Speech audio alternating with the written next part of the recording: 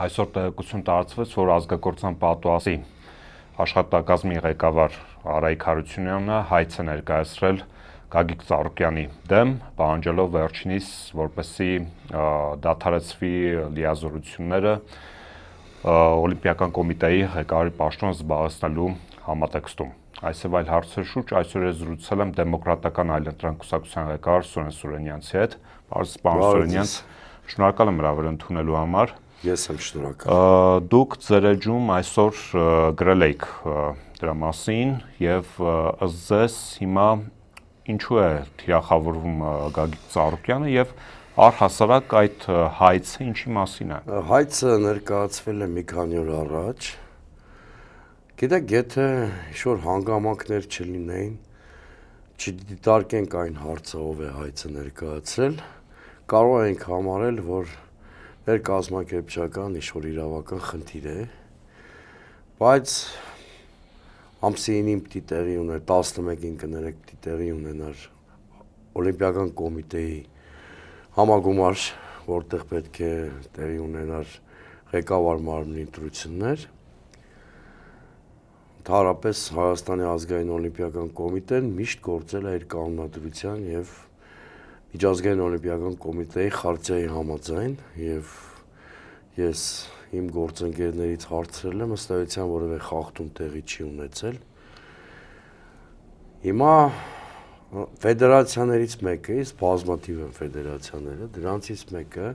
Ծանրամարտի ֆեդերացիան, որը ղեկավարում է ձեր նշած հանձնավորությունը Արայիկ Հարությունյանը, ով ի պաշտոն է գործադիր մարմնում, գործադիր իշխանությունում առանցքային պաշտոն է զբաղեցնում, դիմել է դատարան կասեցնելու պարոն Ծառուկյանի լիազորությունները ղեկավար կազմի ՀԱՕԿ-ի, որովհետև ըստ նրա սեպտեմբերի 9-ին վերջացել է լիազորությունների ժամկետը, հա, ղեկավար մարմինների, այսինքն համագումարը 1-2 ամիս ուշ է անցկացվում, այդ է ֆորմալ պատճառաբանությունը։ Այստեղ ակնհայտ է, որ միտումը ենթատեքստը բացարձակապես քաղաքական է, կրկնում եմ, որևէ այլ ֆեդերացիա, որևէ առարկություն չի ներկայացել։ Նույն օրը ու դա տեղի անենում այն ժամանակ, երբ որ Գագիկ Ծառուկյանը մի շարք մարզաշխարհի մի շարք հեղինակավոր ղեկավարների մասնակցությամբ Եվրասիայի, Եվրոպայի եւ Ասիայի երկրների ընտրվում է Եվրասիական մարզական համագործակցության ղեկավար։ Սա խոսում է մեր սպորտի միջազգային հեղինակության, ՀԱՕԿ-ի հարաճուն հեղինակության մասին, հա հենց նույն օրը փաստորեն, որ զուգահեռաբար ՀԱՕԿ-ի համագումար տեղի ունենար, Արայիկ Հարությունյանի ես հայցով պետք է ասեցվում այդ համագումարը։ Ինձ համար ակնհայտորեն պատճառները քաղաքական են, այսինքն փորձ են անում ճնշման գործիքներ ստեղծել պարոն Ծառուկյանի վրա։ Իմիջիայլոց ասեմ, այս քայլը միանշանակ հաշվի առնելով Ծանրամարտի ֆեդերացիայի նախագահի կարգավիճակը, սա միանշանակ գործադիր իշխանության գռեհիկ միջամտություն է, իսկ Միջազգային օլիմպիական կոմիտեի խարտիան արգելում է կամ անընդունելի համարում կառավարությունների միջամտությունը սպորտին։ Այսինքն այս քայլը մի օր բերելու է միջազգային սկանդալի, կարող է կասկած չունենալ, որովհետև ահա այնտեղ շատ կարևոր է, որ մինչ այդ որևէ վերապահում այս ֆեդերացիան չի հայտնել։ Բայց եթե սեպտեմբերին դուք գտնում եք, որ կանոնադրությունը խախտվել, օրինակ էլի,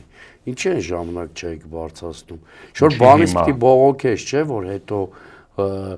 ընթացքել չտրվի ներսում, դա հասնի ինչ-որ դատական հանգուցալուծումների փուլ։ Այսինքն որևէ առարկություն բան միջև այս պահը չի եղել։ Իսկ ինչի հիմա։ Դա շատ պարզ է, չէ՞, հիմա պարոն Ծառուկյանը որոշեց քաղաքական պրոցեսին ակտիվ մասնակցել, մենք մեր ցուցակի մասին հայտարարեցինք նախընտրական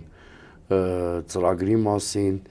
անցկացրեցինք համագումար եւ հայտ ներկայացրեցինք, համարվում ենք այս ընտրական գործընթացի ֆավորիտներից մեկը, Բայց այս մարդկանց ոչինչ չի հետաքրքրում, զգացել եք իրանք ոնց են իրենց գրպանի դատարանների միջոցով, օրինակ հոգևոր կյանք են միջամտում, չգիտեմ, որոշում է սրբազանը թե չէ, այն տխրահարճակ տիրադավներից մեկի Վեապարի արգելում։ Հիմա էլի մտնել են մի ոլորտ, տվյալ դեպքում սպորտ, որ էլի ուրեմն ինքնավար համակարգ է եւ իրավունք չունեն միջամտելու։ Այսինքն իրանք ստեղծել են ռեպրեսիվ մի հատ մեքենա եւ ըստ անհրաժեշտության այդ մեքենան գործի են դնում։ Տեսեք, խոսեցինք ռեպրեսիաների մասին, երեք տեղեկություն տարածվեց, որ հիվանդանոցից դեպի բանտ է տեղափոխվել նորից Դավիթ Մինասյանը 18-ամյա, ով կանոնավորվել էր ըստ էության փաշինյանական սադրանքի արդյունքում Սուրբ Աննա եկեղեցում։ Ձեզ ինչու է ողջ այս ռեպրեսիվ ապարատը կենտրոնացել ընդդեմ 18-ամյա պատանու։ Այստեղ պատահական թիրախավորում չի։ Ակնհայտորեն փորձում են ցույց տալ, որ որևէ մեկը, որ թարս աշկով նայի վարչապետին, կամ նրա ներկայությամբ ինչ-որ բան անի, որը նորին գերազանցությանը բարկացնի, կամ կարծիք հայտնի, կամ անհամաձայնության ժեստ ցույց տա, ոնց որ էս երիտասարդն ա արել, կամ պատանին նույնիսկ ավելի ճիշտ կլինի ասել, ինչպիսի հետևանք է սպասում։ Հասարակության աբեկելու, հասարակության ապաթիայի մեջ պահելու նպատակ ունի այս ամեն ինչը։ Տեսեք, ակնհայտ է ինչ, պատարագան թանում, վարչապետը արդեն սկսված պատարագի ընթացքում, թիկնազորով ու թափառախմբով ներխուժում է, հերիք չի կանոնիկ իրավունքն է ոտնահարում եկեղեցու ավանդույթները, որտեղ երբ որ պատարագի կեսից եկեղեցի ես մտնում, որպես կանոն կանգնում ես այն տեղում, որտեղ պիտի կանգնես, այսինքն չես հրում ինչ-որ մեկին, չես սպասես։ Ինքը սադրանք արել ակնհայտորեն, միտումով, ինքը շատ լավ գիտեր, որ հատկապես այդ եկեղեցում, որը Սուրբ Աննային, որը մի քիչ բոլորիս համար այլ նշանակություն էլ ունի, որտեղ կապված էր օրինակ սրբազան շարժման հետ, չէ։ Եվ բնականաբար այնտեղ հավաքվող հավատացյալները շատ ավելի արմատական տրամադրություններ ունեն։ Ինքը շատ լավ գիտեր, որ այնտեղ իրեն սպասող չկա, ինքը անկոչի վրա։ Ինքը շատ լավ գիտեր, որ նման ձևով ներխուժումը հակառեակցիա է առաջացնելու, ամեն մեկը յուրովի շոր հակազդելու է այդ իր ներխուժմանը, հա։ Եվ որևէ մեկը չի կարող ասել այդ պահին, եթե այնտեղ լիներ հակազդեցության ինչ դրսևորում կընտրեր։ Աբսուրդ է այն հոդվածը, որ այդ պատանուն մեղսագրվում է, որովհետև եթե մենք աշխարհիկ պետություն չլինենք, օրինակ,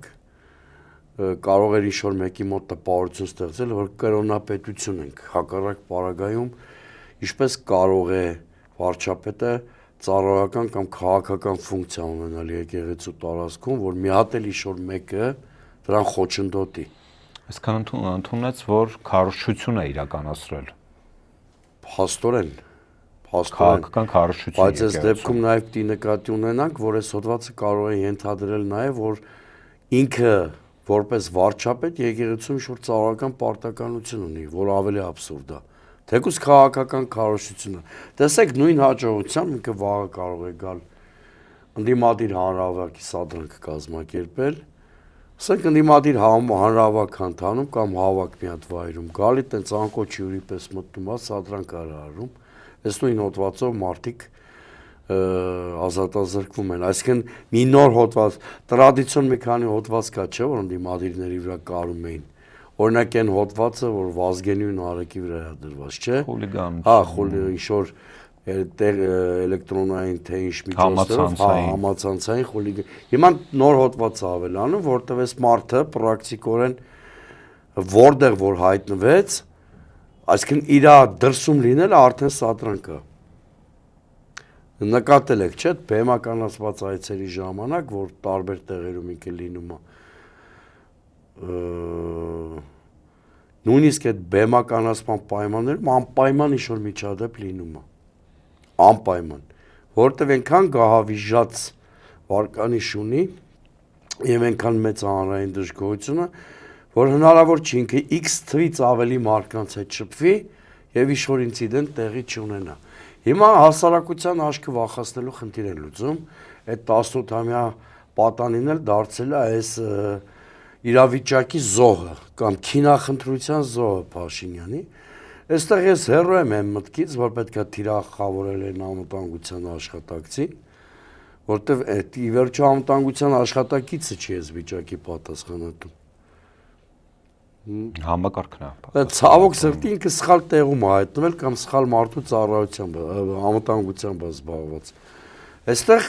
թիվ 1 սադրիչը եւ այս իրավիճակի թիվ 1 պատասխանատուն Նիկոլ Փաշինյանն է։ Եթե ուզում եք իմանալ իրան ուղեկցող նույնիսկ այդ անվտանգության տղաները, իր քմահաճության, կապրիզների, տարօրինակ վարքագծի պատանդ են դարձել։ Դուք նշեցիք, որ Փաշինյանը իր այցերի ընթացքում հանդիպում է քաղաքացիների, որոնք անհարմար հարցադրումներ են իրականացնում, նաև հատկապես բեմականացված այցերի ժամանակ նա չի կարողանում խուսափել այդպիսի իրավիճակներից։ Սա ինչի մասին է խոսում եւ արդյոք նա չէր պատկերացնում, որ այլևս 2018 թիվը չի։ Չէ, շատ լավ է պատկերացնում անշուշտ։ Այդ անվտանգության գրեգ միջոցառումները, որ իրականացվում են որևէ տեղ իր այցի նախաշեմին կամ այցի ընթացքում, հենց իր վախերն են, չէ, բացահայտում, որտեվ 18 թվին ինքը պրակտիկորեն հիշում եք նույնիսկ այդ ուղեկցողներին ասում էր մի խանգարեք բան տենց շփվում էր ժողովրդի հետ։ Հիմա ինքը առանց ուղեկցողների մի կես քայլ անգամ չի կարող պատտվել։ Շատ լավ հասկանում եմ, բայց ըստ երևույթին սա դրանքը մեկին մյուսի դեմ հանելու այս բանը բաժանար գծեր առաջացնելն են, մնացել իր վերջին փրկողակը։ Ընդդիմությունը այս պարագայում ինչ պետք է անի։ Այն ինչ որ Հունգարիայում ընդդիմությունը արեց, որտեղ թարմա դրա համար եմ Հունգարիայի օրինակը բերում։ Ես գիտեմ, որ Հունգարիայի ընտրությունները սպეციფიկ են, չի կարելի ամեն մտել Հայաստանի ընտրությունները, Հունգարիայի ընտրություններում աշխարհակաղակական շերտ կար, ներեվրոպական հակասությունների շերտ կար, արևմտյան տարբեր հոսանքների բաժանարար գծերն էր անցնում Հունգարիայում, այդ ամեն ինչը կար անշուշտ, բայց Հունգարիայում մի շատ կարևոր բան կար, որը հանրային ճշմարտությունն է բոլոր երկրների համար։ Դա փոփոխության ձգտող հասարակության վարքագիծ էր, այդ 80% մասնակցությունը դրա նշանն է։ Այսինքն շատ պարզ, բանաձևը շատ պարզ է։ Մեր ընդդիմադիր ուժերի գլխավոր առաքելությունն ու անելիքը այս ընտրություններում պետք է լինեն ընտրողներին տեղամասեր տանելը։ Հավատացնում եմ, որ դա այս ընտրական ցիկլի ամենամեծ ինտրիգն է։ Եթե ընտրություններին 55-60% եւ մի քիչ ավելի մասնակցություն լինի, Նիկոլ Փաշինյանի պարտությունը երաշխավորված կլինի։ Նիկոլ Փաշինյանը եւ մանավանդ նրա թիմակիցները շարունակաբար հայտարարում են, որ Գյումրի 2, այսպես ասած, թույլ չեն տալու եւ ակնհայտ է, որ իրենք որևէ արգելանք չեն ունենա բռնի գործողությունների դիմել ընդդիմության նկատմամբ։ Եվ ընդդիմությունը այս պարագայում, եթե մարդիկ թեկուզ գնում են քվեարկության եւ Փաշինյանը տեսնելով իրավիճակը ստիպված գնում է կեղծիքների, հետոն որը պետք է լինի։ Գիտեք, այս տիպի երկրներում հաղթանակի կարելի հասնել ընտրություն, այսինքն քվեարկություն գումարած փողոց միքսով, ենթադրել որ միայն հունիսի 7-ին քվեարկելով եւ հաստատուն քվեարկություն կատարելով այս չարիքից փրկվելու ենք, մի քիչ միամիտ հույսեր կլինի, որովհետեւ Նիկոլ Փաշինյանը դիմադրելու է բոլոր հնարավոր միջոցներով։ Իրենց կողմից դեսպոտ կամ բռնապետ համարվող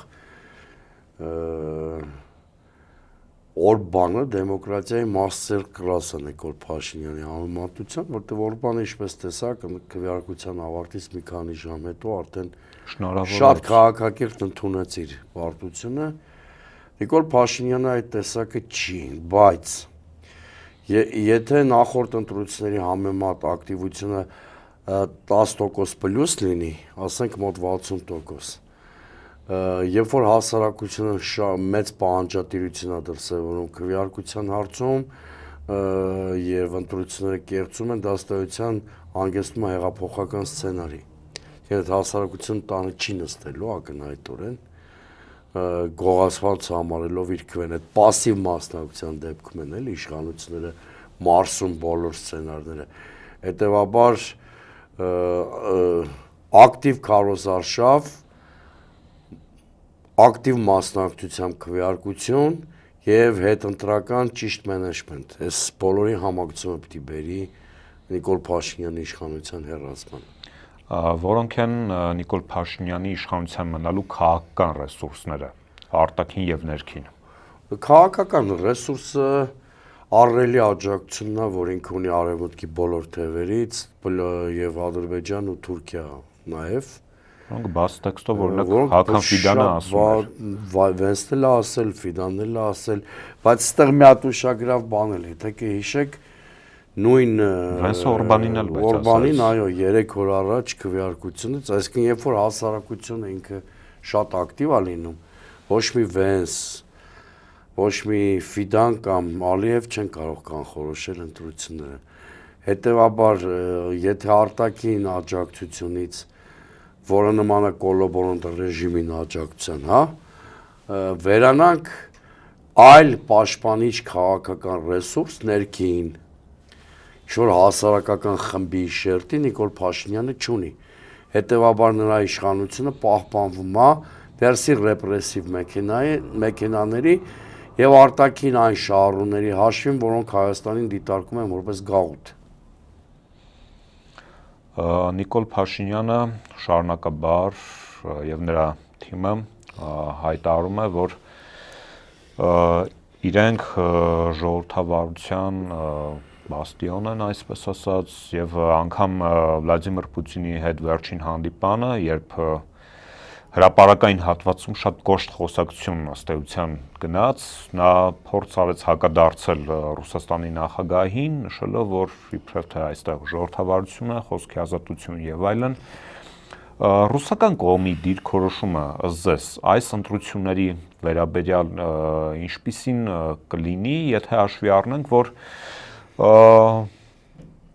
երբեք Փաշինյան-Պուտին հանդիպումների շրջանակներում, հանդիպմանը բաց հատվածում, հրապարակային հատվածում արարողակարգային բնույթի գործողություններից որևէ այլ բան չէր եղել։ Վստահության ճգնաժամի ցուցիչ էր այդ հանդիպումը, նաև երկու այլ հանգամանքի, որ ռուսները այլևս չեն հանդուրժելու երկու աթոռի վրա նստելու քաղաքականությունը Փաշինյանի եւ թույլ չեն տալու, որ Փաշինյանը Ռուսաստանին դարձնի իր ներքաղաքական մերկանտիլ օրակարգի մանրադրամ, այսինքն Արցախի գնա կործանի եւ փորձի ռուսների գրպանում տեղավորել, օրինակ, դրա համար էլ Պուտինը շատ པարզ մեր հասարակությանը թվում էր այն հետևանքները, որոնց կարող ենք բախվել, եթե Փաշինյանի արկածախնդիր քաղաքականությունը շարունակվի։ Գիտեք, իմ կարծիքով Ռուսաստանը կխրախուսի փոփոխությունները, որոնք Հայաստանում հնարավոր է տեղի ունենան, բայց մեր փոխարինք այդ խնդիրը չի լուծելու, այս պիտի հստակ հասկանանք։ Այսինքն արդեն իսկ դրական է այն, որ Մոսկվայում Փաշինյանի արդյունքներին այլևս չեն հավատում։ Սա արդեն դրական է, որտեղ օրինակ 2021-ին ինքը լիակատար բոլորի աջակցությունն էր, այդ թվում Ռուսաստանի, գուցե առաջին հերթին Ռուսաստանի նույնիսկ 2021-ին։ Հիմա առնվազն մենք տեսնում ենք, որ ինքը մնացել է արևմուտքի վարկաբեկված էլիտաների աջակցության հույսին միայն։ Սա արդեն դրական լուր է, բայց ելի եմ կրկնում, չափից ավելի խանդավառվել ոնց որ դիմադիր որոշ սեգմենտներ անում են Ռուսաստանի աջակցությունից պետք չի, որովհետև դուք էլ ես էլ շատ քիչ դեպքեր ունենք, որ գիտենք, երբ որ հասարակությունների փոխարեն ինչ-որ արտաքին գործընկերներ են այդ հասարակությունների խնդիրները լուծել։ Ի վերջո չմոռանանք, որ Ռուսաստանը ազդեցիկ աշխարհակահաղական կենտրոն է, կայսրություն, որը ցանկացած իշխանության կարող է պատժել, եթե իր շահերը վտանգված տեսնի, կամ ցանկացած իշխանություն ուզի թե չուզի Ռուսաստանին գործընկեր համարելու է, որտեղ ուղղակի անկարելի է պատկերացնել, որ ասիմետրիկ է հարաբերություններում Հայաստանի որևէ իշխանություն կհանդգնի ռուսական կոշտ հակազդեցությանը հակադրվել կամ չի կարող հակադրվել, այն որ Փաշինյանն էլ ասում է, որ հունիսի կեսին պլանավորված է հանդիպում Վլադիմիր Պուտինի հետ, դա էլ պարզ քարոզչական մանիպուլյացիա է։ Ներքին սպառնում։ Ակնհայտորեն ընտրություններից հետո առաջի գործը, որ արել են Հայաստանի ղեկավարները, Ռուսաստան մեկնելն է եղել Մոսկվա, դա չգրված ավանդույթներից մեկն է քաղաքական, մեր մշակույթի բաղադրիչներից մեկը, հետևաբար այո, Պուտինը հունիսի երկրորդ կեսին Հայաստանի վարչապետին սպասելու է, բայց նրան բացարձակապես նա թքած ունի այդ վարչապետի անուն ազգանունը ինչ կլինի եւ առանձնապես չի տխրի, եթե Նիկոլ Փաշինյան չլինի այդ վարչապետի անուն ազգանունը։ Շնորհակալ եմ հետաքրքիր զրույցի համար։ Ես եմ շնորհակալ։ Իմ հյուրն էր Դեմոկրատական այլընտրանք կուսակցության ղեկավար Սուրեն Սուրենյանցը, ձեզ հետ էր Դավիթ Ֆիդանյանը, բաժանորդագրվեք Anti-Fake-ի ալիքին, շարունակեք աջակցել Anti-Fake-ին, Donation Alert, Patreon, Super Chat, քարտային փոխանցումներ, կրիպտո արժույթ եւ կհանդիպենք հաջորդ շաբաթ։